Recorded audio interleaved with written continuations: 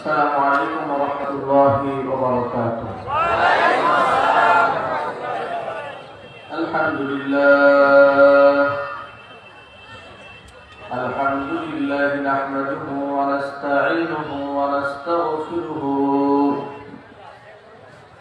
ونعوذ بالله من شرور أنفسنا ومن سيئات أعمالنا. من يهده الله فلا مضل له ومن يضلله فلا هادي له. ونشهد أن لا إله إلا الله وحده لا شريك له. ونشهد أن سيدنا ونبينا وحبيبنا وشفيعنا ومولانا محمدا عبده ورسوله الذي أرسله بالحق بشيرا ونذيرا وداعيا إلى الله بإذنه وسراجا منيرا. فقد قال الله تعالى في كلامه المجيد وفي فرقانه الحميد: أعوذ بالله من الشيطان الرجيم.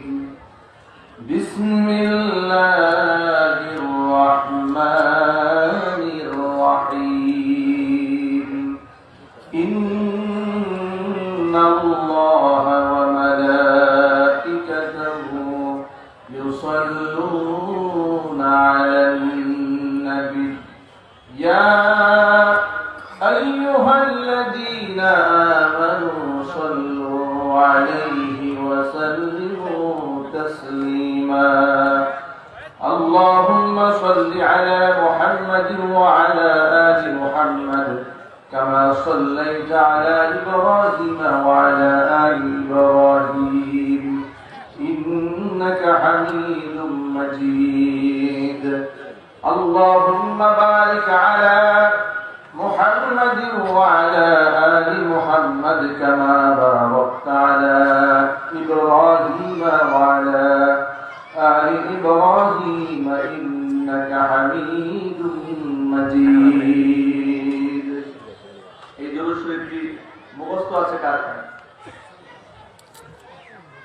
মাশাআল্লাহ, সকলের মুখস্থ আছে। মেহেরবানি করে সকলে শ্রদ্ধার সাথে দুরূদ সালাম পাঠ করুন। আল্লাহুম্মা সাল্লি আলা মুহাম্মাদ ওয়া আলা আলি মুহাম্মাদ কামা সাল্লাইতা আলা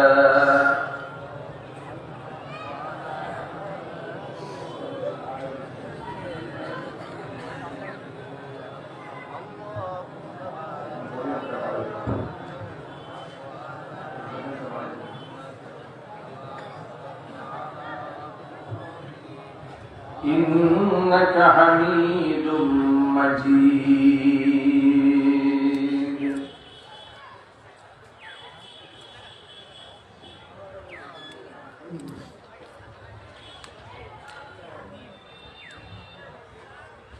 মোহাম্মদিয়া ইসলামিয়া মাদ্রাসার হাফেজ ছাত্রদের পাগড়ি প্রদান উপলক্ষে আয়োজিত 11তম বার্ষিক ইসলামী মহাসম্মেলনের সম্মানিত সভাপতি সাহেব, আমন্ত্রিত হাজারাত উলামায়ে কেরাম, মুরব্বিয়ানে ইমাম, অত্র এলাকা এবং পার্শ্ববর্তী এলাকার বিভিন্ন প্রান্ত থেকে ছুটে আসার দিন দরদি ইমানদার পরহেজগার মুত্তাকি মুসলিম ভাইরা, পর্দার অন্তরালে আমাদের সকলের শ্রদ্ধা ভাজন পর্দানিশীন মা এবং বোনেরা, আল্লাহ রাব্বুল আলামিনের আলিশান দরবারে লাখ কোটি শুকরিয়া আদায় করছি যে মহান আল্লাহ তাবারাকা ওয়া তাআলা গোটা পৃথিবীর করোনা ভাইরাসের এই বৈশ্বিক মহামারীর মধ্যেও সুস্থতার নিয়ামত দান করে অজস্র অগণিত মানুষকে কোরআনের মাহফিলে বা আফিয়াত বা সালামাত উপস্থিত হওয়ার তৌফিক দান করেছেন। এজন্য আপনারা খুশি না বেজার? কম না বেশি? উচ্ছ্বসিত কণ্ঠে খুশি মনে মন প্রাণ উজাড় করে আল্লাহ সুবহানাহু ওয়া তাআলার শেখানো ভাষায় শুকরিয়া আদায় করছি। জবান ছেড়ে দিয়ে সকলে একযোগে বলছি আলহামদুলিল্লাহ। রব্বানা লাকাল হামদ হামদান কাসীরা তাইয়িবান মুবারাকান ফীহি। রব্বানা লাকাল হামদু কামা ইয়ানবাগি লিজালালি ওয়াজহিকা ওয়া আযীমি সুলতানিকা। আল্লাহ পাক যেন আজকের মাহফিলকে কবুল করে নেন। আমিন।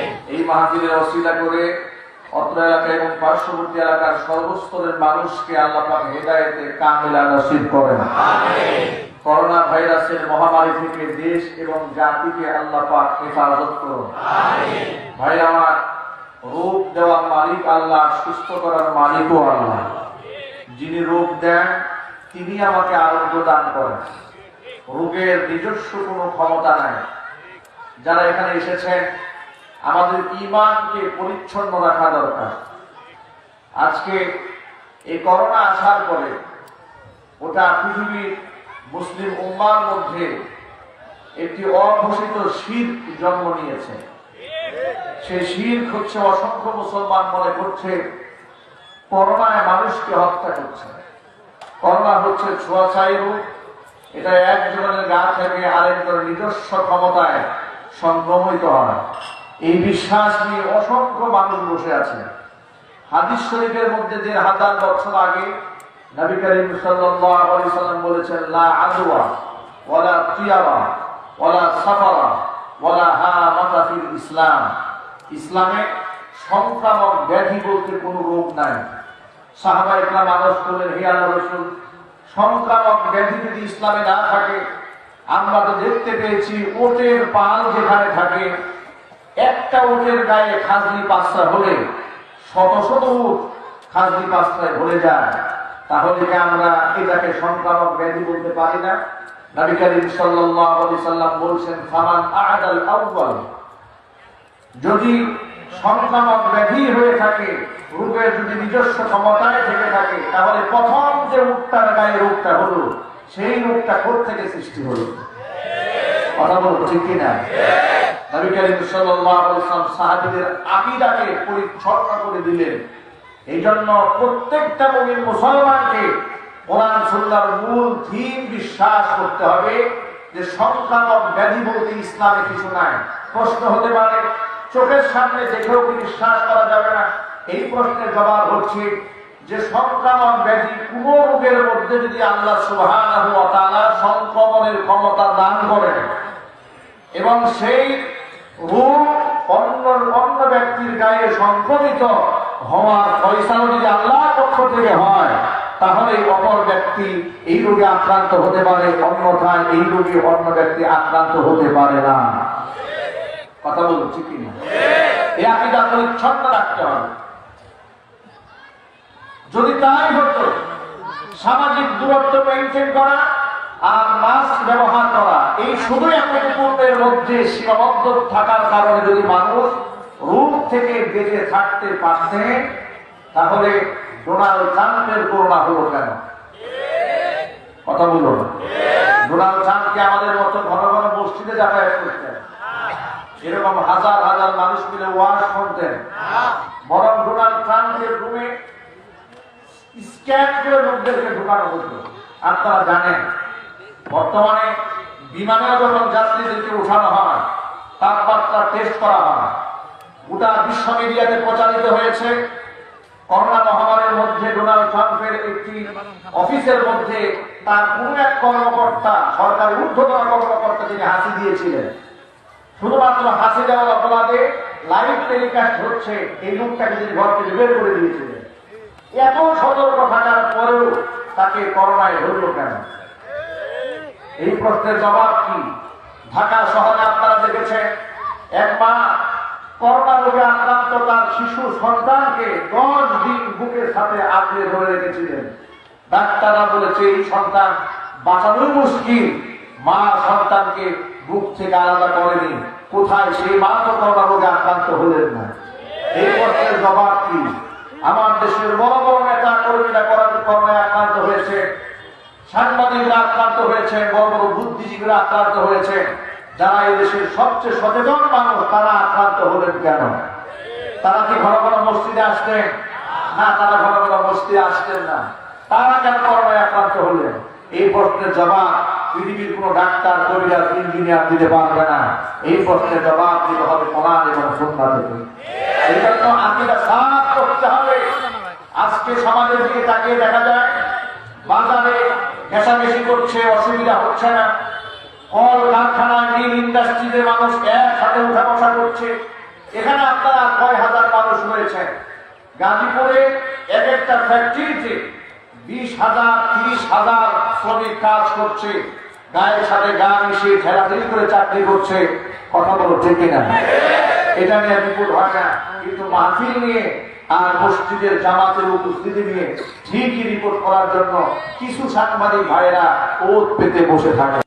বিশ্বনবী জনাব মুহাম্মদ রাসূলুল্লাহ সাল্লাল্লাহু আলাইহি ওয়াসাল্লাম বলেছেন, যখন তোমরা ইদা সামিয়াতুম বিত-তাউন, যখন তোমরা কোন এলাকার মধ্যে মহামারী দেখা দিয়েছে শুনতে পাবে, ফালা তাদখুলুহা, ওই এলাকার মধ্যে নতুন করে প্রবেশ করবে না।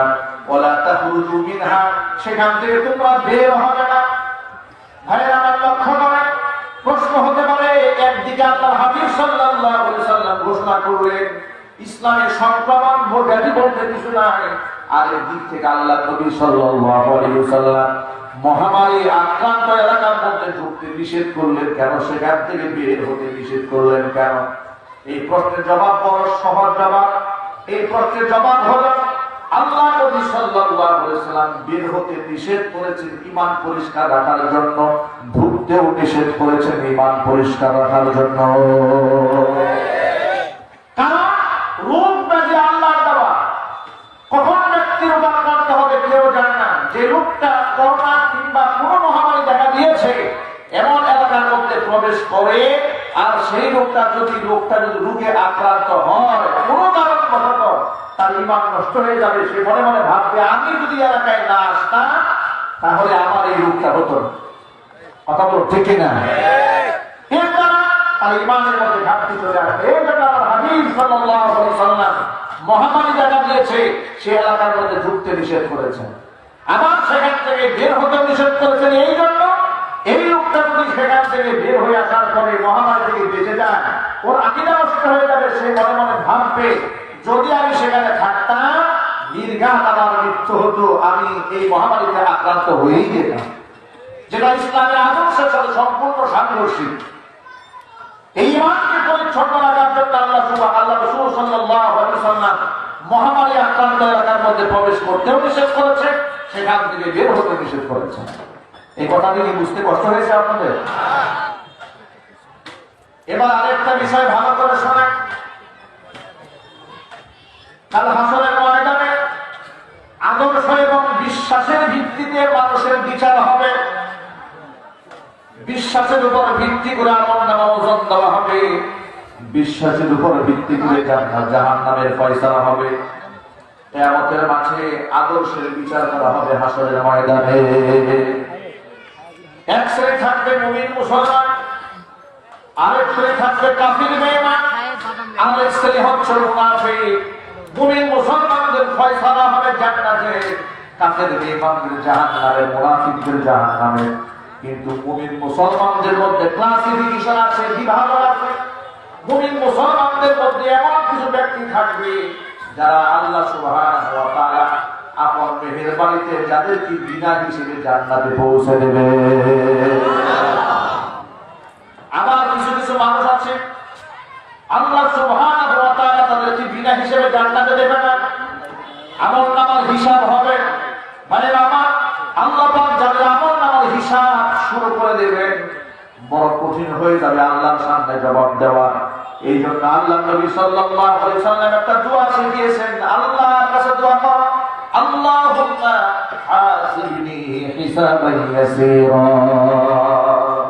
আপনারা সবাই পড়েন আমার সাথে, আল্লাহুম্মা, জোরে আল্লাহুম্মা হাসিবনি হিসাবান ইয়াসীরা। অর্থ হলো, হে আল্লাহ সহজ বানায় দাও। মুহাদ্দিসিনে কিরামরা লিখেছেন বিচার সহজ হওয়ার মানে হলো বিচার না করে বিনা হিসেবে জান্নাতে পৌঁছে যাওয়া।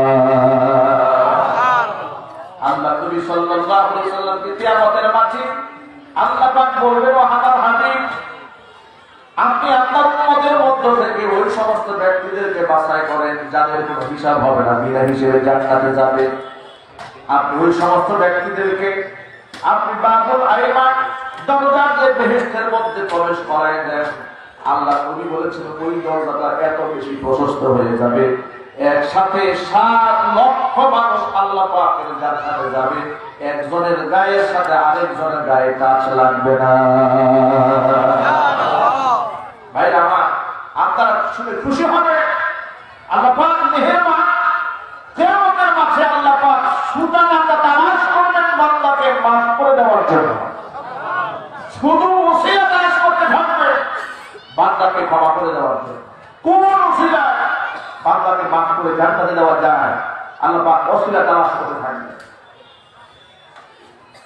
কোন কোন ব্যক্তিকে তো আল্লাহ পাক নবীর সুপারিশে ক্ষমা করবেন, কাউকে আল্লাহ পাক হাফেজে কোরআনের সুপারিশে ক্ষমা করবেন, কাউকে আল্লাহ পাক আলেমের সুপারিশে ক্ষমা করবেন, কাউকে আল্লাহ পাক গাজী যারা তাদের সুপারিশে আল্লাহ পাক তাকে জান্নাত দেবেন, কাউকে আল্লাহ পাক হাজির সুপারিশে জান্নাতের মেহমান বানাবেন।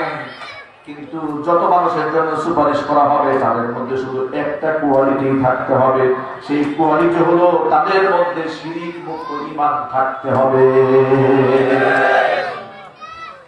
আমল আখলাকের ভেতরে, আদর্শের ভেতরে সামান্য পরিমাণ সরিষা দানা পরিমাণ শিরক যদি কারো থাকে, বিশ্বাসের মধ্যে যদি ভেজাল থাকে, শত সহস্র টাকা তাহাজ্জুদের নামাজ পড়লেও কিয়ামতের মাঠে নাজাত পাওয়া যাবে না। এমনকি পৃথিবীর কোন আম্বিয়া, পৃথিবীর কোন নবী, পৃথিবীর কোন আলেম, কোন পীর বুজুর্গ কিংবা কোন হাফেজ কোরআন মুশরিকের জন্য আল্লাহর দরবারে সুপারিশ করতে পারবে না। কোরআন মাজিদ আল্লাহ সুবহানাহু ওয়া তাআলা সূরা তাওবার মধ্যে ঘোষণা দিয়ে বলেন, মা কানা লিন-নাবিয়্যি ওয়াল্লাযীনা আমানু আন ইস্তাগফিরু লিল-মুশরিকিনা ওয়ালাউ কানু উলি কুরবা ওয়ালাউ কানু উলি কুরবা মিন বা'দি মা তাবায়্যানা লাহুম আন্নাহুম আসহাবুল জাহিম। পৃথিবীর কোন নবী কিংবা কোন ইমানদারদের জন্য এই সুযোগ থাকবে না যে মুশরিকের জন্য আল্লাহর কাছে মাগফিরাত কামনা করবে, যদিও তারা নিকটতম আত্মীয় স্বজন হয়ে যায়। আপনারা সবাই জানেন আল্লাহর হাবিব সাল্লাল্লাহু আলাইহি সাল্লামের চাচা আবু তালেব ইন্তেকালের আগে আল্লাহ নবী তার কানের কাছে গিয়ে বলেছিলেন, চাচা প্লিজ আপনি আমার জীবনে যতটুকু উপহার ছিলেন, আপনি আমাকে যেভাবে সঙ্গ দিয়েছেন, আদর স্নেহ ভালোবাসা দিয়েছেন, আপনার কাছে শুধুমাত্র আমার একটাই চাওয়া, আপনি তো এখন ইসলাম গ্রহণ করেন নাই, জীবনের শেষ প্রান্তে এসে কালিমাটা করে আপনি চুপ হয়ে যান, আল্লাহর বিশ্বাসটাকে নিয়ে আপনি জমিন থেকে বিদায় হয়ে যান, যাতে করে কিয়ামতের ময়দানে আমি নবী আপনার জন্য সুপারিশ করতে পারি। আল্লাহ নবী এই প্রস্তাব দেওয়ার পরে আপনি যদি মুসলমান হয়ে জমিন থেকে বিদায় হয়ে যান, তাহলে আমাদের লজ্জায় এই চেহারা মানুষের সামনে দেখাতে পারবো না, আমাদের মাথা নত হয়ে যাবে, আমরা নমনীয় হয়ে যাব। এই জন্য আপনাকে দোহাই দিয়ে বলছি, খবরদার আপনি ইসলাম গ্রহণ করবেন না, বাচ্চাটার ধর্মের মুখের মধ্যে চুনকালি মারবেন না। আল্লাহ নবী সাল্লাল্লাহু আলাইহি ওয়াসাল্লাম পাশে বসে আছেন, হুজুরকে দেখে আবু তালেব বলছেন, হে মুহাম্মদ ইখতারতুম নার আলাল আর, আমি জানি কালিমা ছাড়া ইন্তেকাল করলে আমাকে জাহান্নামের আগুনে পুড়তে হবে, কিন্তু এই মুহূর্তে ইসলাম গ্রহণ করা এটা আমার জন্য লজ্জার ব্যাপার, এটা আমার বংশীয় মর্যাদা নষ্ট হবে বলে আমি দুনিয়ার লজ্জার উপরে কিয়ামতের মাঠে জাহান্নামের আগুনটাকেই বেছে নিলাম। বেঈমান হয়ে জমিন থেকে বিদায় হলেন। আল্লাহ নবী এমন ভাবে কান্না করতেছিলেন, চাচা কাফের অবস্থায় কুফরি হালাতে মারা গেছেন, শিরকি অবস্থায় মারা গেলেন। হুজুরের কান্না আল্লাহ রাব্বুল আলামিন লাঘব করে দিয়ে আল্লাহ সুবহানাহু ওয়া তাআলা সূরা ফাতরের আয়াত নাযিল করে দিয়ে বলছেন, হাবিব ইন্নাকা লা তাহদি মান আহবাবতা ওয়ালাকিন্নাল্লাহা ইয়াহদি মান ইয়াশা ওয়া হুয়া আ'লামু বিল মুহতাদিন। ও নবীজি, চাচার জন্য কেন এভাবে কাঁদেন আপনি? আপনি যাকে খুশি তাকে হেদায়েত আপনি দিতে পারবেন না। ওয়ালাকিন্নাল্লাহা ইয়াহদি মান ইয়াশা, হেদায়েতের মালিককে জোরে বলেন আল্লাহ। একটু জোর আওয়াজ বলতে হবে আল্লাহ পাক বলেন, নবী যাকে খুশি তাকে আপনি হেদায়েত দিতে পারবেন না। হেদায়েতের মালিক আপনি নন, হিদায়াতের মালিক আমি। যাকে খুশি তাকে আমি আল্লাহ হেদায়েত দান করে দেই। জোরে বলেন সুবহানাল্লাহ। এজন্য আল্লাহ পাকের কাছে হেদায়েত চেয়ে 5 ওয়াক্ত নামাজে সূরা ফাতিহার মধ্যে আল্লাহ পাক দোয়া শিখিয়েছেন, আমরা দোয়া করি, ইহদিনাস সিরাতাল মুস্তাকিম সিরাতাল লাযীনা আন'আমতা আলাইহিম গায়রিল মাগদুবি আলাইহিম ওয়ালাদ-দাল্লিন।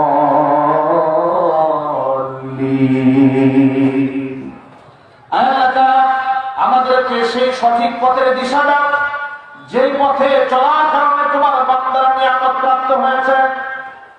তাদের পথে আমাদেরকে পরিচালিত করো না, যে পথে চলার কারণে তোমার কিছু বান্দারা তোমার লানতের ভাগীদার হয়েছে, মানে ইহুদিরা পথভ্রষ্ট হয়েছে, খ্রিস্টানেরা।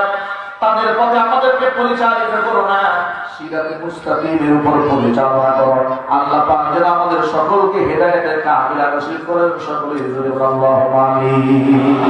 পাবে না শিরকের মধ্যে মুবতালা থাকার কারণে। তাহলে বুঝার চেষ্টা করেন, আমলে আখলাকে যত উপরে উন্নীত হোক না কেন, যদি শিরকে অবস্থায় কোনো ব্যক্তি মারা যায়, কিয়ামতের মাঠে জাহান্নামের আগুনে পুড়তে হবে। এই জন্য মুসলমানদের সাথে, তাওহীদপন্থী মুসলিমদের সাথে শিরকি আদর্শে বিশ্বাসী মানুষের আদর্শের সাথে কোনো প্রকার সম্পর্ক থাকতে পারে না। বিভিন্ন জায়গাতে আজকে দেখা যায় মুসলমানরা পূজা করে, আছে না? আরো যদি বলতে হবে, বিভিন্ন জায়গায় মুসলমানরা পূজা করে। একদিক থেকে নিজেরা হজ করে আসে বাইতুল্লাহতে, আবার পূজাও করে, রোজাও রাখে। আবার তার নতুন একটা স্লোগান বানিয়েছে, আমরা অসাম্প্রদায়িক বাংলাদেশ গড়তে চাই। আমি আপনাদের সামনে কিছুদিন আগে বাংলাদেশের একজন জনৈক সুপারস্টার, তাকে কলকাতায় নিয়ে কালী পূজার উদ্বোধন করা হয়েছে। আপনারা একটু মেহেরবানি করে জবাব দিয়ে বলেন, পূজা করার জন্য কি দুনিয়াতে হিন্দু অবাদ করেছে? আরো জোরে, হিন্দু অবাদ করেছে। গত 2 বছর আগে ঢাকেশ্বরী মন্দিরে যখন পূজা হলো, সেই পূজা মণ্ডপের নামটা ফেসবুকে ভাইরাল হল। পূজার প্রধান অতিথি, পূজার বিশেষ অতিথি, পূজার উদ্বোধন, পূজার মূল আলোচক সব বড় বড় মুসলমান। আশ্চর্যান্বিত হয়ে গেল, মুসলমানদের এই দ্বন্দ্ব বসাটা, নিরপেক্ষতা মানে কি? অসাম্প্রদায়িক চেতনার লক্ষ্য কি? অসাম্প্রদায়িক চেতনার ঠিক তো কোরআন সুন্নাহ বর্ণনা করে দিয়েছে। কোরআন সুন্নাহ স্পষ্ট বলে দিয়েছে, লাকুম দীনুকুম ওয়ালিয়া দীন, তোমরা তোমাদের ধর্ম নিয়ে থাকো, আমরা আমাদের ধর্ম নিয়ে থাকি। কথা বলেন ঠিক কিনা? এই ঠিক কোরআনে আছে না? বুদ্ধিজীবীরা যে কথা বলে, কথা বলেছিল আবু জেহেল। এই জন্য বর্তমান সমাজের তথাকথিত সুশীল সমাজকে আমি বলি, এরা হচ্ছে আবু জেহেলের নাতিপুতি।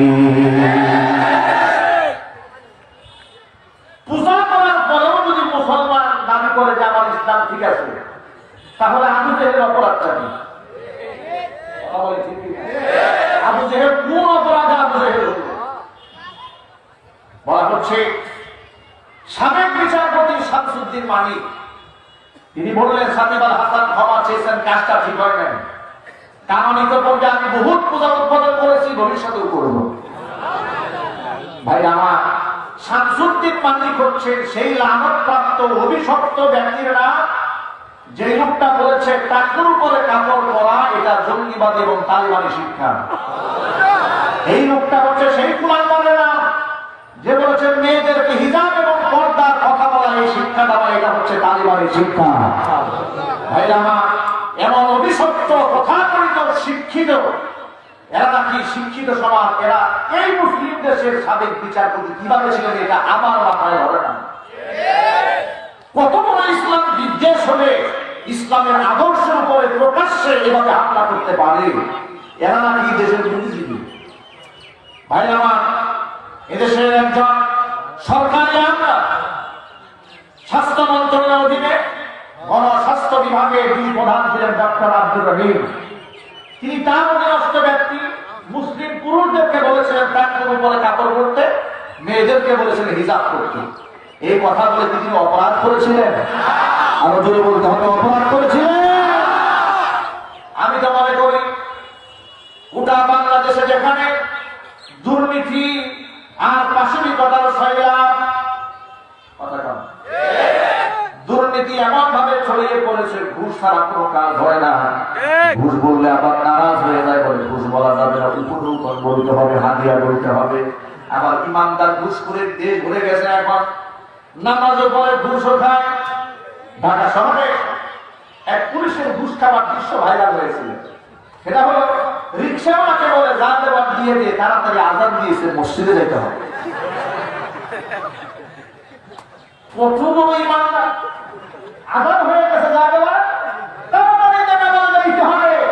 আল্লাহ কসম করে বলি, এই শত সেজদা দিয়ে একটা সেজদা আল্লাহর দরবারে কবুল হবে না। যেখানে ঘুষখোর, জেনাকার, লম্পট, গুন্ডা, মাস্তান দিয়ে দেশ ভরা, সেখানে ডক্টর আব্দুর রহিম একজন সরকারি আমলাদের মধ্যে শ্রেষ্ঠ আমলা।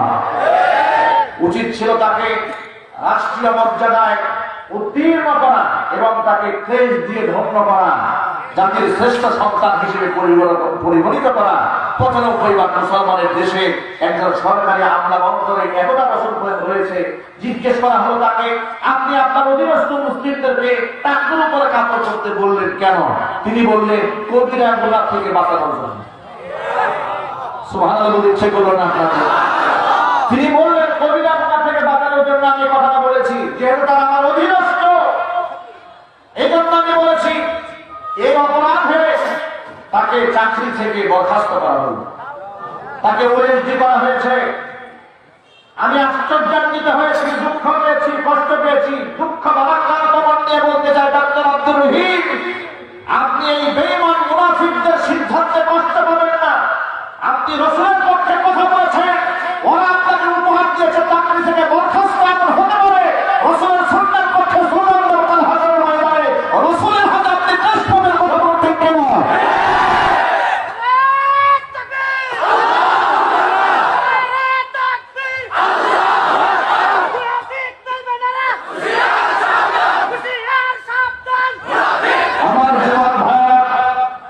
অসাম্প্রদায়িক চেতনার নামে ইসলামে আদর্শকে পায়ের নিচে গলিত করার ষড়যন্ত্র চলছে। কথা বলে না, আমি কি ভুল বললাম? ইংলিশ মিডিয়ামে যেখানে একটা বাংলা শব্দ শেখানো হয় না, সমস্ত লেখাপড়া ইংরেজিতে করানো হয়, এটা নিয়ে তৎক্ষণে মাথা ব্যথা নাই। কিন্তু কোন কেজি স্কুলে আলিফ বা তা সা পড়িয়েছে, এটা নিয়ে শাহরিয়ার কবিরের ঘুম নাই। কথা বলে সুলতানা কামালের ঘুম নাই। আমার প্রশ্ন হলো, ৯৫ ভাগ মুসলমানের দেশে আমার সন্তান আলিফ বা তা সা পড়বে, এটা কাফের বেঈমানদের আপত্তি কেন? ABCD পড়লে আপত্তি নাই, 1 2 3 পড়লে আপত্তি নাই, আলিফ বা তা সা পড়লে আপত্তি। এটা আবার কোন প্রকারের নিরপেক্ষতা? এটা আবার কোন অসাম্প্রদায়িক চেতনা? আমরা স্পষ্ট বুঝতে পেরেছি, অসাম্প্রদায়িক চেতনার স্লোগান দিয়ে ইসলামী আদর্শকে মিটিয়ে দেওয়ার জন্য এই শাহরিয়ার কবিরের গ্যাংরা বাংলার মাটিতে ষড়যন্ত্র চালিয়ে যাচ্ছে। ও যুবক ভাইরা, আর বুঝে সহ্য করার সময় নাই। আমরা বহুত চুপ থেকেছি, আমাদের নীরবতার শেষ পর্যায়ে পৌঁছে গেছে। অনেক লোকেরা আমাকে বলে, হুজুর সব কথা বলা যায় না, দেয়ালেরও কান আছে। আমি বলি, দেয়ালের কান আছে, কোরআন সুন্নাহর কথা শুনলে যে দেয়াল আমার ভিন্নভাবে উপস্থাপন করার জন্য শুনে ওই কানটা সবার আগে আমাদের টেনে ছেড়ে ফেলতে হবে।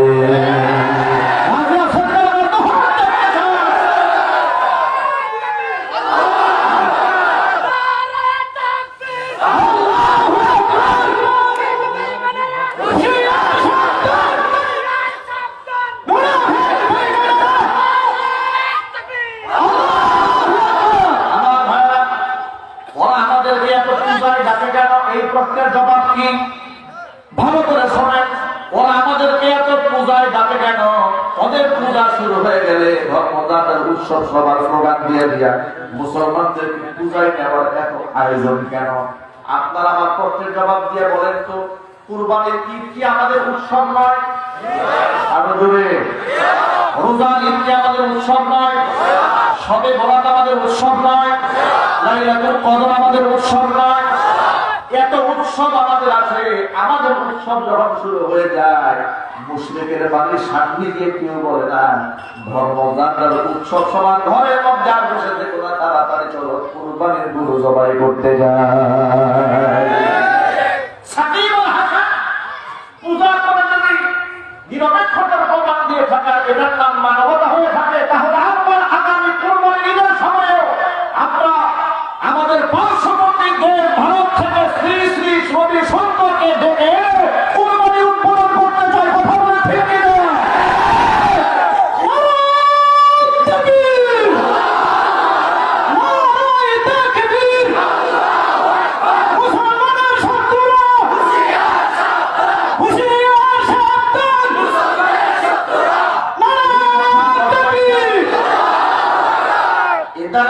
বুঝাতে চাই নাই ওরা কি তাহলে আমাদের কুরবানি করলে আমরা পূজা করা শুরু করবো? এটা আমি বুঝাতে চাই না। আমি শুধু বুঝাতে চেয়েছি পূজা করার জন্য তো মুশরিকের অভাব নাই দুনিয়াতে। আমার একজন মুসলিম সেলিব্রিটি হাজী সাহেবকে ডেকে এনে পূজা করাতে হবে কেন, এই প্রশ্নের জবাব চাই। আপনারা কি মনে করেন এটা হঠাৎ কোন সিদ্ধান্তের ব্যাপার? এটা সুদূর প্রসারী পরিকল্পনা ছাড়া আর কিছু নয়। এজন্য আমরা দেখতে পেয়েছি যে কুফফাররা সব সময় চেষ্টা চালিয়ে যাচ্ছে আমার ধর্ম আমার দর্শনকে বিতর্কিত করার সিদ্ধান্ত গ্রহণ করার ক্ষেত্রে তারা মরিয়া হয়ে উঠেছে। কথায় কথায় আলেমদেরকে মৌলবাদ জঙ্গিবাদ বলে গালি দেওয়ার যে প্রবণতা ওদের মধ্যে আছে, এই প্রবণতা থেকে তাদেরকে বের হয়ে আসতে হবে। ওরা বলে যে আমরা নাকি সাম্প্রদায়িক দাঙ্গা লাগাবার কথা বলি। সাম্প্রদায়িক দাঙ্গা আমরা লাগাই না, বুদ্ধিজীবীরা সৃষ্টি করে। ওরা আমার মা বোনদেরকে হিজাব করলে বলে তালিবানি শিক্ষা। আরো দুঃখজনক ব্যাপার হলো ওরা বলেছে দেশে যখন ধর্ষণের সরাসরি হয়ে গেল, মহামারী দেখা দিল, ধর্ষণের মহামারী, তখন তারা টেলিভিশন টকশোতে বলতে শুরু করলো এই ওয়াজ মাহফিলে হুজুরদের বয়ানের কারণে দেশের মধ্যে ধর্ষণ বেড়েছে। জোরে জোরে বলেন নাউজুবিল্লাহ। আপনারা বলেন তো বাংলাদেশের একজন ধর্ষকের নাম বলেন হুজুরদের বয়ান শুনে তার দর্শন করতে মনে চেয়েছে? কথা বলেন আপনারা। এমন একটা স্বীকারোক্তি তারা পেয়েছে? তাহলে এমন কথা কি করে তারা বলে? আবার টেলিভিশনে বসে বসে চিবিয়ে চিবিয়ে বলে। এই জন্য ৭১ টেলিভিশন, ডিবিসি চ্যানেল, এই সমস্ত চ্যানেলগুলো ইতিমধ্যে মুসলিম লিস্টের নাস্তিকদের চ্যানেল হিসেবে পরিণত হয়েছে। কথা বলে ঠিক কিনা? অযুবক ভাইরা, ভেদাভেদ ভুলে যেতে হবে। নাস্তিকরা যেমন ইসলামকে মিটিয়ে দেওয়ার ষড়যন্ত্র চালাচ্ছে, হঠাৎ করে বলতে পারি ইসলামকে বাংলার জমিনে মিটিয়ে দেওয়া এত সহজ নয়। আমরা সাহাবায়ে কেরাম রাদিয়াল্লাহু তাআলা আনহুম আজমাইন তাদের থেকে আমরা আদর্শ গ্রহণ করেছি। আমার নবী এবং সাহাবায়ে কেরাম যদি দিনের জন্য ঘর ছাড়তে পারে, বাড়ি ছাড়তে পারে, দিনের জন্য যদি তারা ফাঁসির মঞ্চে উঠতে পারে, টুকরা টুকরা হয়ে যেতে পারে, নবীর আদর্শ বাস্তবায়ন করার জন্য শহীদি কাফেলার মধ্যে আমরাও শামিল হতে রাজি আছি। কোন কোন যুবক রাজি আছেন?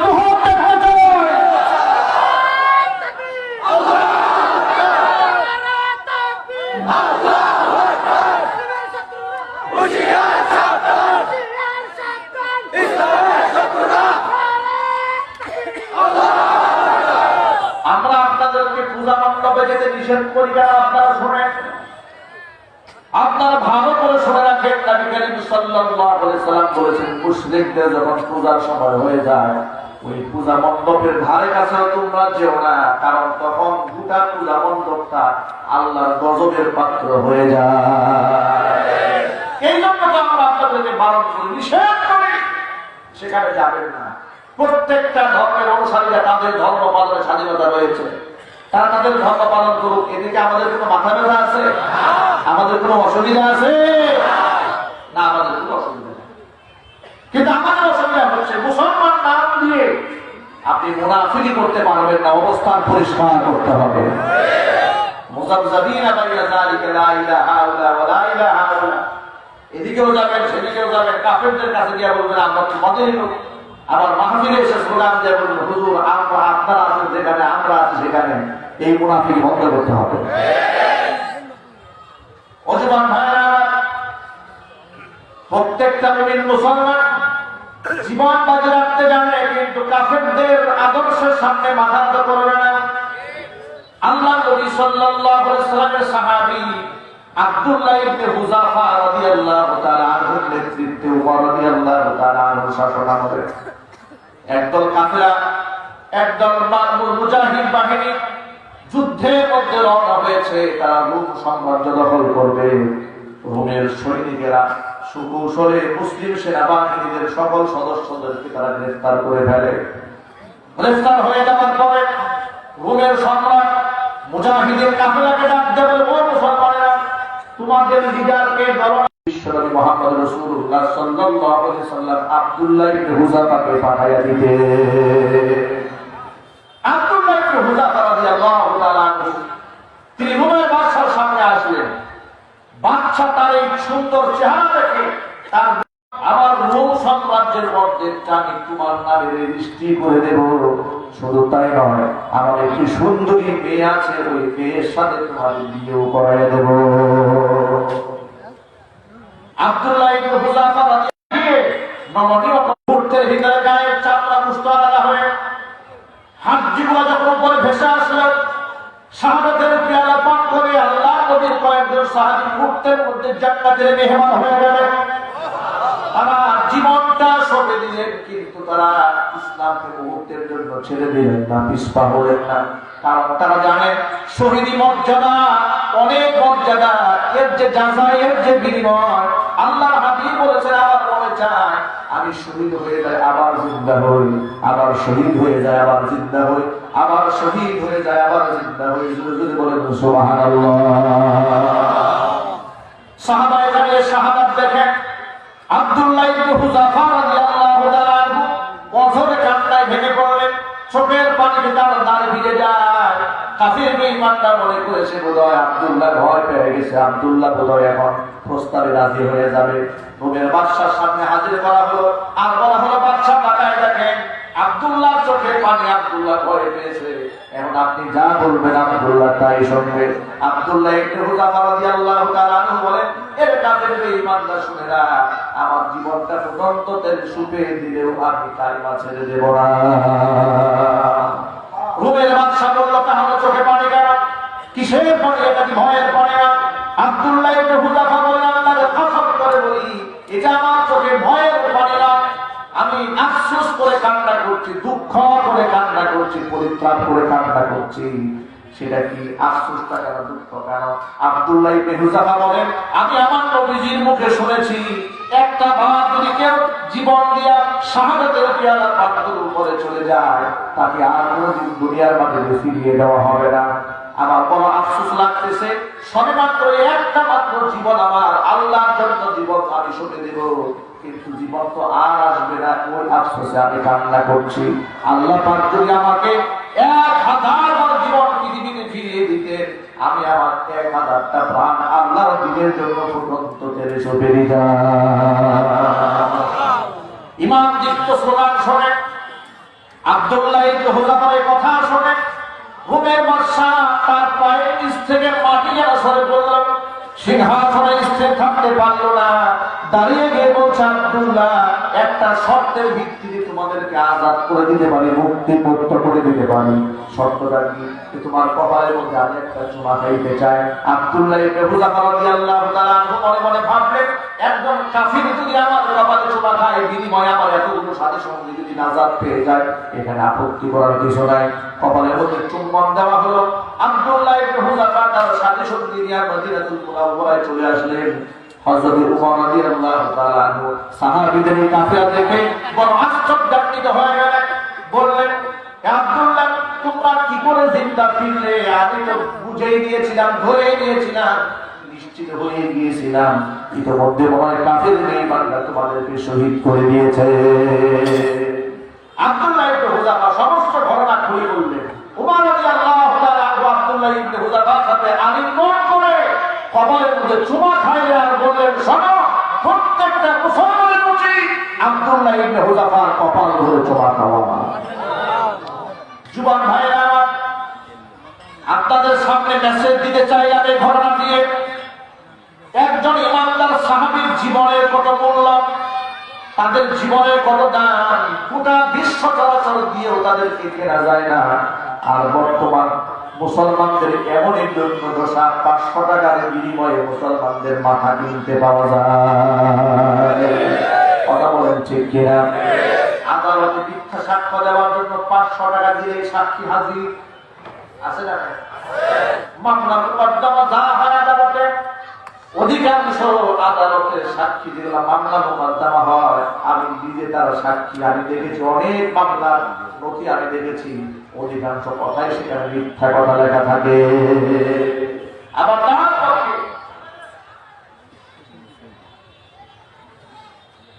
এবং তার এই নথিগুলো এমন ভাবে সাজানো হয়েছে, 40 পৃষ্ঠা 50 পৃষ্ঠা নথি সাজানো হয়, নথির এক লাইনের সাথে এই আসামির কোনো সম্পর্ক থাকে না। বাস্তবতা সমাজে আছে না নাই? নাকি দিন তারিখ সন ব্যক্তি উল্লেখ করে আপনাদেরকে ফতোয়া দিয়ে দিতে হবে? এই যে সাক্ষী মানুষ দিচ্ছে মুসলমানের সন্তান, নবী করিম সাল্লাল্লাহু আলাইহি সাল্লাম বলেছেন, আলা উনাব্বিউকুম বিআকবারিল কাবাইর, কবিরা গুনাহের মধ্যে সরদার গুনাহ, এই ব্যাপারে তোমাদেরকে আমি বলবো না? সাহাবায়ে কেরাম বলছেন, বালা ইয়া রাসূলুল্লাহ, হুজুর বলেন, আকবারুল কাবাইর সালাতুন, কবিরা গুনাহের মধ্যে সরদার 3টি গুনাহ। এক নাম্বার গুনাহ হচ্ছে আল ইশরাকু বিল্লাহ, আল্লাহর সাথে শরীক করা। আল্লাহ সুবহানাহু ওয়া তাআলার সাথে শরীক করা হচ্ছে কবিরা গুনাহের মধ্যে 1 নাম্বার সরদার গুনাহ। 2 নাম্বার সরদার গুনাহ হচ্ছে উকুকুল ওয়ালিদাইনি, পিতা মাতার নাফরমানি করা। 3 নাম্বার কবিরা গুনাহ সরদার গুনাহ হচ্ছে কওলুজ যুর ও শাহাদাতুজ যুর, মিথ্যা কথা বলা কিংবা মিথ্যা সাক্ষ্য দেওয়া। আমার ভাইরা, আপনারা এবার আমার প্রশ্নের জবাব দিয়ে বলেন, আজকে সমাজের মধ্যে পিতা মাতার অবাধ্য সন্তান আছে না নাই? আমাদের দুঃখজনক হলেও সত্য কথা, শিক্ষিত লোকের পিতা মাতা বর্তমানে শিক্ষিত সন্তানদের দ্বারা বেশি নির্যাতিত হচ্ছে। রিকশাওয়ালা, কুলি মজদুর, ঠেলাওয়ালা, দিন মজদুর, কৃষক, ফেরিওয়ালা, এদের বাপমার চেয়ে গুণী জ্ঞানী পয়সাওয়ালা, টাকাওয়ালা, শিল্পপতির বাবা মা সন্তানদের দ্বারা বেশি নিগৃহীত, নিষ্পেষিত, নির্যাতিত। যার কারণে বৃদ্ধাশ্রমের মধ্যে যত বৃদ্ধ মানুষ এবং বৃদ্ধা মহিলাদেরকে খুঁজে পাওয়া যাচ্ছে, তাদের ছেলে মেয়েরা অধিকাংশ ক্ষেত্রে দেখা যাচ্ছে তারা ডক্টরেট পেয়েছে, বিভিন্ন বিশ্ববিদ্যালয়ে তারা প্রফেসর, তারা প্রবাসে গিয়ে সিটিজেনশিপ পেয়েছে, ডক্টরের ঘরে ডক্টর জন্ম নিয়েছে, ডক্টর বিবাহ করেছে আরেক ডক্টর, ডাবল ডাবল ডক্টর, কিন্তু বাবা মার খবর নেই। আছে না নাই? যত মানুষ এখানে এসছে, ছোট্ট একটা মেসেজ দিয়ে যায় বাড়ি যাওয়ার সময়, একটা কথা মনে রাখেন, আপনার নামাজ, আপনার রোজা, আপনার হজ, আপনার যাকাত, আপনার রুকু, আপনার সিজদা সব বরবাদ হয়ে যাবে যদি বাবা মা আপনার প্রতি নাখুশ হয়ে যায়। এটা আমার কথা না, বিশ্বনবী সাল্লাল্লাহু আলাইহি সাল্লাম বলেছেন, রিদাল্লাহি ফি রিদাল ওয়ালিদাইন ওয়া সাখাতুল্লাহি ফি সাখাতিল ওয়ালিদাইন। পিতা মাতার সন্তুষ্টির উপর আল্লাহ পাকের সন্তুষ্টি নির্ভর করে, আর পিতা মাতা অসন্তুষ্ট হয়ে গেলে আল্লাহ পাক অসন্তুষ্ট হয়ে যায়। আজকে মুসলমান সমাজের মধ্যে দেখা যায় পীর সাহেবদেরকে সেবা শুশ্রূষা খেদমত করার জন্য পাগল হয়ে যায়, পীরের বাড়িতে হাতিয়ে দেওয়ার জন্য অস্থির হয়ে যায়, গরু নেওয়ার জন্য অস্থির হয়ে যায়, এমন মুরিদ এলাকায় আছে না নাই? বাবা খবর নাই না, শীতকালে বাচ্চাকে ভালো একটা শীতের জামাও কিনে দেয় না, ভালো একটা কম্বল কিনে দেয় না, কিন্তু পীর সাহেবের জন্য ইন্ডিয়ান দামি শাল কিনে দেওয়ার জন্য প্রস্তুত। পীর সাহেবকে হাতিয়ে দেওয়ার জন্য গরু সারা বছর একটা লালন পালন করেছে। এমন ব্যক্তি দেখেছি জমি জমা বিক্রি করে পীরের বাড়িতে হাতিয়ে দেয় না। অথচ আপনারা বলেন আপনারা মেহেরবানি করে, এমন কোন আয়াত, এমন কোন হাদিস কি জীবনে আপনারা শুনেছেন যে পীর সাহেব খুশি হয়ে গেলে আল্লাহ খুশি হয়ে যায়? আরো দূরে বলতে হবে। 4-5 দিন আগে অনলাইনে একটা কাওয়ালি গান বাজতেছে, পীর সাহেবের ফজিলত নিয়ে। গানকে বলছে যে আমাকে যদি দুজকেও পৌঁছায় দাও, এটা আমার কোনো আপত্তি নাই, আমি জান্নাতে চাই না, আমি দুজকেই যেতে চাই, কিন্তু আমার কাপড়ের উপরে আমার পীর সাহেবের নাম লিখে দাও। এই মেসেজ দেওয়া হচ্ছে।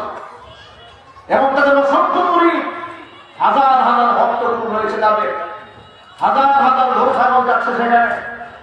আর ইদানিং তো পীরের পূজা করতে করতে অবস্থা এই পর্যায়ে দাঁড়িয়েছে, পীর তো মরেছে, পীর সাহেব যে খাটের সুতো, সেই খাটেরও সেজদা দেওয়া শুরু হয়েছে। খাট পূজারী যে চেয়ার পীর সাহেব বসে, ওই চেয়ারকেও মানুষ সেজদা দিতে শুরু করেছে। এরা যে মুশরিক বেঈমান, এতে কি কোনো সন্দেহ আছে?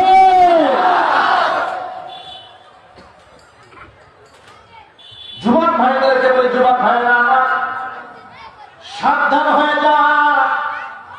জীবন কিন্তু একটা সেকেন্ড চান্স আর আসবে না এখানে। একটা মাত্র জীবন, মারা যাওয়ার পরে আফসোস করে ফায়দা হবে না। মারা যাওয়ার পর বারংবার বলবে আল্লাহ আরেকটা বার দুনিয়াতে পাঠাও, কিছু দান সৎকার করে আসি, কিন্তু মানে সেজদা দিয়ে আসি, আল্লাহ সুবহানাহু ওয়া তাআলা আর সুযোগ দেবে না। জীবন যেহেতু একটা, এই জন্য বাঁচবো আল্লাহর জন্য, মৃত্যুবরণ যদি করতে হয় সেটাও করবো আল্লাহ সুবহানাহু ওয়া তাআলার জন্য। কুল ইন্না সলাতি ওয়া নুসুকি ওয়া তাহিয়ায়া ওয়া মামাতি লিল্লাহি রাব্বিল আলামিন। নামাজ কার জন্য? রোজা কার জন্য? হজ কার জন্য? যাকাত কার জন্য? বেঁচে থাকবো কার জন্য? যদি আমাকে শহীদ হতে হয় তো কার জন্য হবো? আজকে অনেক লোকেরা বলে আমি অমুক নেতার আদর্শের সৈনিক, তমুক নেতার আদর্শের সৈনিক। দেখা যায় যার কথা বলে ওই লোকটা নামাজ পড়ে না, মিথ্যা কথা বলে, ঠিক কিনা? আমরা বিশ্বনবী মুহাম্মদ রাসূলুল্লাহ সাল্লাল্লাহু আলাইহি ওয়াসাল্লামের আদর্শের সৈনিক হতে চাই। রাজি আছেন তো আপনারা ইনশাআল্লাহ? দেখেন, ওটা পৃথিবীতে মুহাম্মদ সাল্লাল্লাহু আলাইহি ওয়াসাল্লামকে ব্যঙ্গ করার জন্য ফ্রান্সের প্রেসিডেন্ট ম্যাক্রো, তার নেতৃত্বে রাসূলের কার্টুন প্রদর্শন করা হয়েছে। আমি আপনাদেরকে বলি, আপনারা বলেন পৃথিবীর সমস্ত মানুষ মিলেও যদি আমার নবীর বদনাম বলে, হুজুরের কি সম্মান নষ্ট হয়ে যাবে? আর যদি বলে নবীর মান কমে যাবে? না, মোটেও কমবে না। কারণ আল্লাহ সুবহানাহু ওয়া তাআলা তার হাবিবের সম্মান এত বেশি করেছেন। আল্লাহ কোন আয়াত দ্বারা স্বীকৃতি দিয়েছেন, আমি আপনার নামের সম্মান, আপনার নামের তাসবিহ, আপনার নামের আলোচনা, আপনার নামের মর্যাদা আকাশ চুক্তি করে দিয়েছে। মানুষ ইচ্ছে করলে আপনার সম্মান নিয়ে টাকা হেস্তা করতে পারবে না। এই জন্য নবী করিম সাল্লাল্লাহু আলাইহি ওয়াসাল্লামের শান নিয়ে, মান নিয়ে ওরা যখন উপহাস করবে, আমরা নবীর আদর্শের সৈনিকেরা রাসূলের আদর্শ নিয়ে আমরা কত বেশি জোরদার গতিতে ময়দানে ঝাঁপিয়ে পড়ব ইনশাআল্লাহ।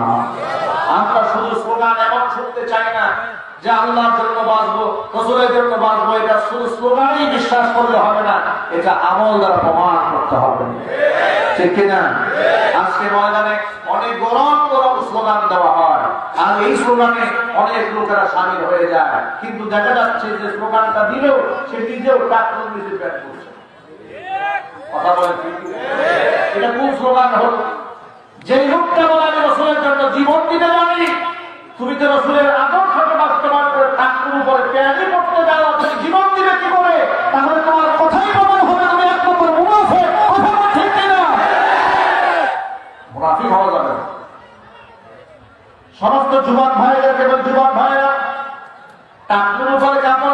পরপুরুষের জন্য ওয়াজিব। আল্লাহ বলেছেন মা আসফালা মিনাল কাবাইনি মিনাল ইজারি ফিন্নার, তাকবুর নিচে যে ব্যক্তি লুঙ্গি পাজামা কাপড় পরে ওই লোকটা জাহান্নামে যাবে। কথাটা আমি বলিনি, কে বলেছেন জোরে বলেন?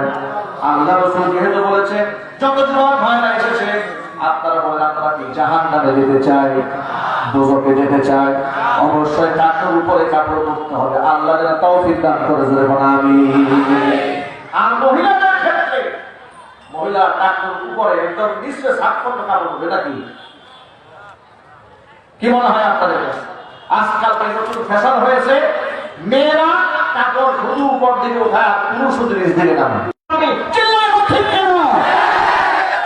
কোন মুসলমান কুকুরের আদর্শ গ্রহণ করতে পারে না। আমি মা বোনদেরকে বলছি, মা বোনেরা সাবধান হয়ে যায়। ইসলাম আপনাকে সম্মান দিয়েছে, মর্যাদা দিয়েছে। কাফের বেঈমানরা মুশরিকরা নাটকে, সিনেমাতে আর মঞ্চে আপনাদের অধিকার নামে আপনাদেরকে কোমরে গামছা বেঁধে রাস্তায় নামিয়ে দিয়ে আপনার মান সম্মান ইজ্জতকে ধোঁয়ার সাথে মিশিয়ে দিতে চান। ইসলামের আদর্শকে বাস্তবায়ন করুন। আর যুবক ভাইদেরকে বলছে, যুবক ভাইরা আপনারা মেহেরবানি করে সকলে মিলে নবীর আদর্শে আদর্শিত হওয়ার জন্য, রাসূলের সুন্নাহ নিয়ে সংগ্রাম করার জন্য আপনারা দৃঢ় প্রত্যয় গ্রহণ করুন। পারা যাবে ইনশাআল্লাহ। দাড়ি যাদের মুখে নাই, আজকের পর থেকে মুখের দাড়ি আর কামাবেন না। দাড়ি রাখা ওয়াজিব, মুখের দাড়ি থাকবে। রাজি আছেন কারা?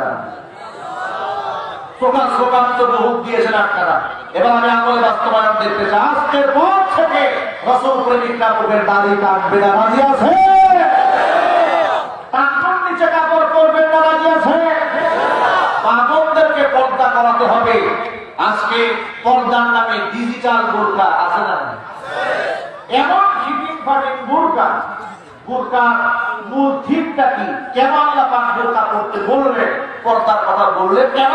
যাতে করে পরপুরুষের কুদৃষ্টি থেকে নিজেকে মাহফুজ রাখা যায়। ঠিক কিনা? কিন্তু এমন ফিটিং বোরকা পড়েছে, তিনি পিছিয়ে চাইলেও জঘন্য।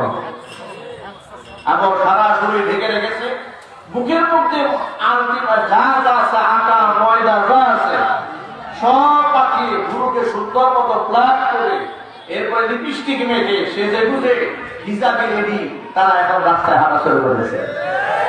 গত বছর দেখলাম একটা গান বের করেছে, খুলনার কিছু বেহায়া মহিলা, তারা বলেছে আমরা হিজাবি রেডি, নাচতেছে আর বলতেছে আমরা হিজাবি রেডি। এটা নাকি ইসলামের পর্দা। ভাইরা আপনারা বলেন, হিজাবি রেডি নামক গান বের করে পরপুরুষের সামনে মেকআপ করে মুখ প্রদর্শন করার নাম কি ইসলামের পর্দা? আরো জোরে বলতে হবে। এটা হলো পর্দার নামে ইসলামের আদর্শের সাথে তামাশা করা, উপহাস করা। আর এই পর্দা করে নিজেরা নিজেদেরকে হেফাজত করা যাবে না, সমাজকেও সুন্দর করা যাবে না। আপনার মতোই পর্দা করতো কুমিল্লার তনু, সেও হিজাব করতো, সেও আপনার মতোই হিজাব যেটা আপনি পরেন তাকে ধর্ষিতা হতে হয়েছে। সিলেটের খাদিজা, তাকেও লাঞ্ছিতা হতে হয়েছে। অসংখ্য মেয়েরা নিজেদের সাজ সৌন্দর্য পরপুরুষের সামনে প্রদর্শন করার কারণে লাঞ্ছিতা, অপমানিতা হয়েছে। সুতরাং যে জিনিস সহজে আর সস্তায় পাওয়া যায় তার দাম থাকে না। ঠিক না? আপনারা বলেন তো, ছাগলের দাম বেশি না হরিণের দাম বেশি? না, এটা বুঝতে কষ্ট হয় আপনাদের। ছাগলের দাম বেশি না হরিণের দাম বেশি? মানুষ ছাগল বলে গালি দেয় আর হরিণের উপমা দিয়ে প্রশংসা করে, তোর চোখটাকে হরিণের মতো টানা টানা। ঠিক না? দেখে ওজন করে থাকে, ওদের হাতের কাছে পাওয়া যায় না, ওর দাম বেড়ে গেছে। আর ছাগল রাস্তাঘাটে পাওয়া যায় না, ওর পাওয়া যায়, ওর দাম কমে গেছে। এখন ছাগলের দাম নাই, হরিণের দাম বেশি। কেন জানে? হরিণ পর্দায় থাকে। যে মায়েরা, যে বোনেরা পর্দায় থাকে, আল্লাহ পাক তাদের সম্মান দুনিয়া এবং আখিরাতে বৃদ্ধি করে দেয়। আর যারা বেহায়া করে রাস্তায় চলে, ছাগলের দাম আল্লাহ কমায় দেয়। এই জন্য আল্লাহ সুবহানাহু ওয়া তাআলা আমার মা বোনদেরকে পরিপূর্ণ পর্দা করার তৌফিক দান করেন, আর যুবকদেরকে পূর্ণ ইসলাম মানার তৌফিক দান করেন। সকলে চিৎকারে আল্লাহুম্মা আমিন।